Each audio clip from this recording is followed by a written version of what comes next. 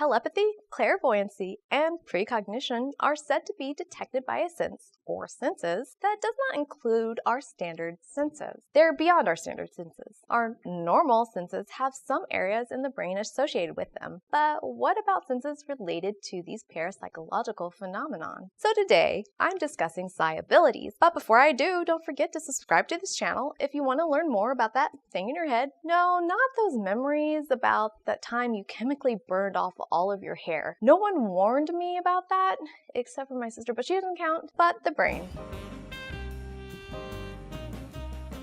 Parapsychology is the study of extrasensory perceptions, or ESP. ESP is the ability to perceive information from our environments using unknown or atypical sensory capacities. In some cases, there's a dedicated area in the brain devoted to a sense, such as A1 for the primary auditory cortex and P1, primary visual cortex. But what about these Psi abilities? Well, I'm sure the answer is out there somewhere, since according to the Australian Journal of Parapsychology, parapsychology is the most important science of all time.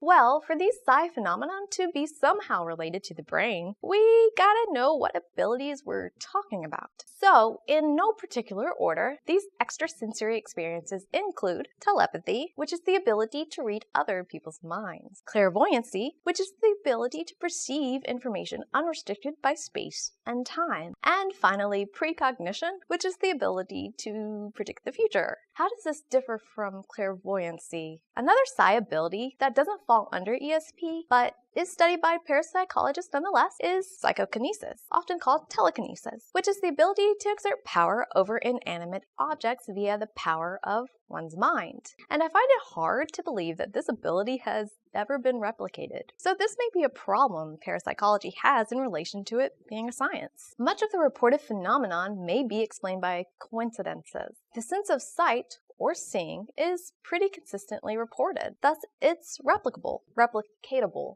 Either way, it can be replicated. An ability such as precognition could be explained by coincidence. As an example, consider this. One night, you get a craving for scrambled eggs. You look into the fridge only to find that there are no eggs. So you go to the store, leaving your family behind to continue their nighttime sleeping adventures. About halfway to the store, you get an uncomfortable feeling, so you decide to turn around and go back home. Upon your return, you notice a small fire that has just begun. You call the fire department and everything was saved, including your family. Then you forget about ever wanting eggs. I mean, who wants eggs as a midnight snack? Why not get something a bit more sensible, like pickle juice?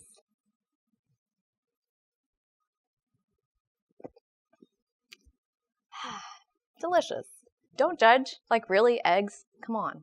Anyways, is this an instance of precognition or coincidence? Well, believe it or not, tests on clairvoyancy have been created. One such test involves Zener cards. These cards come in a deck of 25, containing 5 different symbols. In this experiment, or test, participants must guess the symbols on the cards from a shuffled deck as they select them. According to researchers, 5 hits out of 25 cards indicates guessing. So if someone does better, it isn't coincidental, it's precognitive. Clearly. This study was conducted in the 1950s, and there are many flaws. One being that people would be able to guess what cards would appear using process of elimination and a little bit of math. Also, researchers did unintentionally give the answers away to participants. Now, parapsychologists are a bit more careful in their experiments and experimental design, such as using double-blind studies to assure better experimental standards and controls. For this reason, some parapsychologists argue that the best and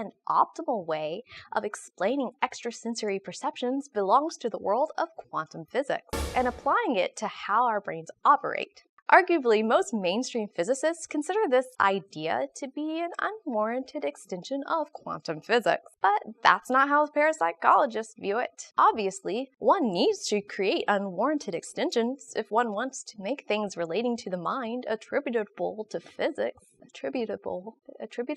Despite the vast majority of scientists' disbelief in mind-brain dualism, we must assume a mind-brain dichotomy, where the brain and cells are the physical property, while consciousness is the metaphysical. Is that the right word? Property? You can see where I stand on this issue in a previous video I did about consciousness somewhere. Anyways, bending the rules a bit, you can see how ESP is inconsistently captured by EEG imaging studies, linking brain waves as a representation of the physical portion of the mind with lightning. Thus, physics can explain extrasensory phenomenon. After all, global electromagnetic resonances excited by lightning is one of the natural EM fields in our planetary environment. Duh. Even though there is an explanatory gap, and skeptics might argue an evidential gap. Did all that make sense to you too? Excellent. I mean, a paper over a century old may claim that consciousness is derived from activity of brain cells. Nonsense. The reason as to why the studies on ESP are not replicatable is because of quantum physics. Correct guesses or hits seen in ESP studies have nothing to do with what the critics claim, that participants only score above chance due to run of the luck, which is statistical outcome based on nothing but chance. Statistics is just too complicated anyways.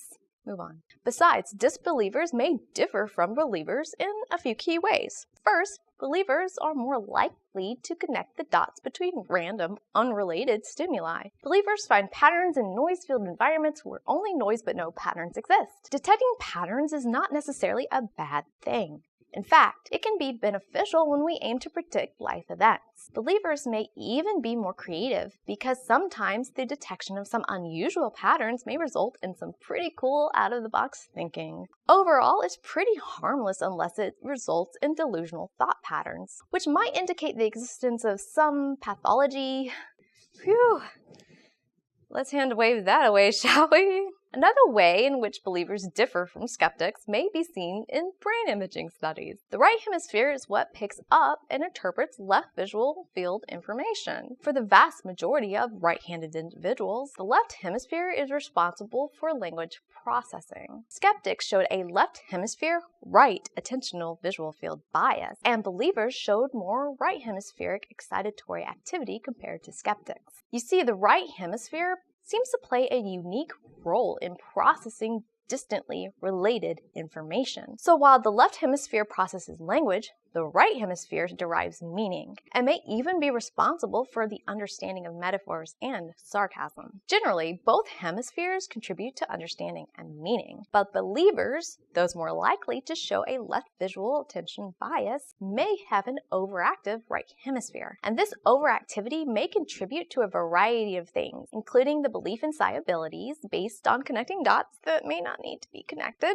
but also show higher levels of divergent thinking, resulting in creativity.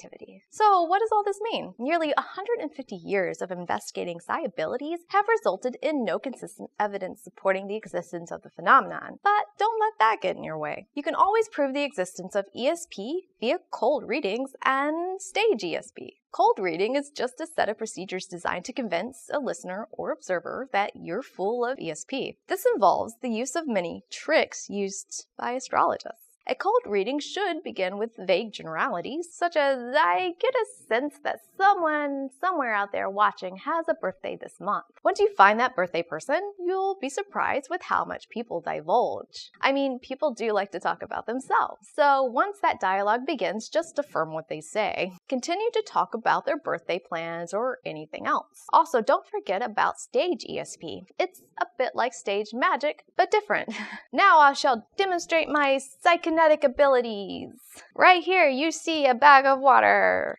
This might seem scientific to you, but it's not. It's totally me doing psychokinetic stuff. This will work because of my psychokinetic abilities, I promise. Very assured of myself here. If it doesn't work, it's going to be a problem because there's a lot of wires around here.